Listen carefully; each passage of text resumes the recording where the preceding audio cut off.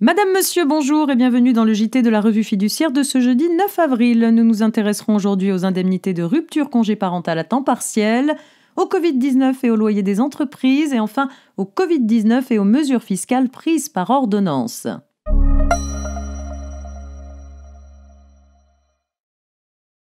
Une salariée à temps plein qui passe à temps partiel dans le cadre d'un congé parental d'éducation devra bénéficier le cas échéant d'une indemnité de licenciement et d'une allocation de congé de reclassement calculée sur la base de son temps plein.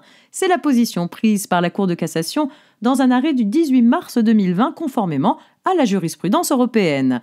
Elle pose ainsi une exception à la règle du prorata de l'indemnité de licenciement et de l'allocation de reclassement quand une salariée à temps plein bénéficie ensuite d'un temps partiel dans le cadre d'un congé parental. Cela évite toute discrimination indirecte fondée sur le sexe.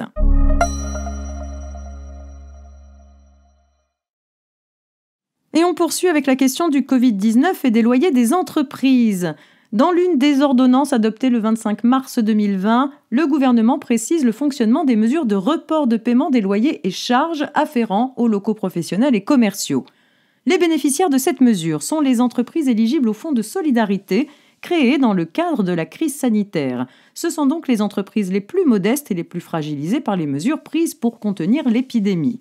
Anticipant les mesures concrètes adoptées par le gouvernement, les principales fédérations professionnelles avaient préconisé la suspension du recouvrement des loyers à compter de l'échéance d'avril ou l'étalement sans pénalité des dettes des locataires.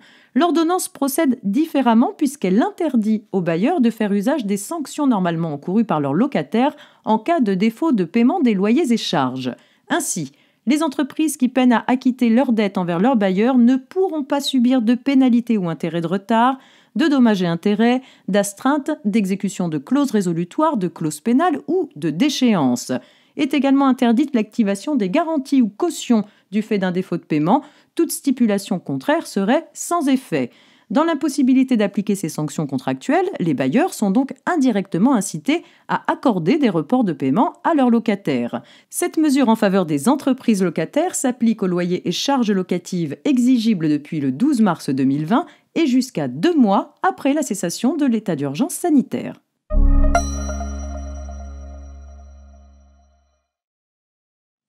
On termine ce JT avec un point sur les mesures fiscales prises par ordonnance. Le 25 mars dernier, un certain nombre d'ordonnances ont été prises par le gouvernement dans le cadre de la crise du Covid-19 contenant notamment des mesures fiscales. Ainsi, en matière de contrôle fiscal, les délais de reprise de l'administration qui arrivent à terme le 31 décembre 2020 sont suspendus pour une durée égale à la période comprise entre le 12 mars 2020 et l'expiration d'un délai de 1 mois à compter de la date de cessation de l'état d'urgence sanitaire. Sont également suspendus pour la même période l'ensemble des délais prévus dans le cadre de procédures de contrôle fiscal ou en matière de rescrit. En revanche, les délais de transmission des déclarations fiscales ne sont pas visés par ces reports, des mesures de tolérance pouvant toutefois être prises directement par la Direction générale des finances publiques. C'est tout pour aujourd'hui, on se retrouve demain vendredi pour un dernier JT avant le week-end.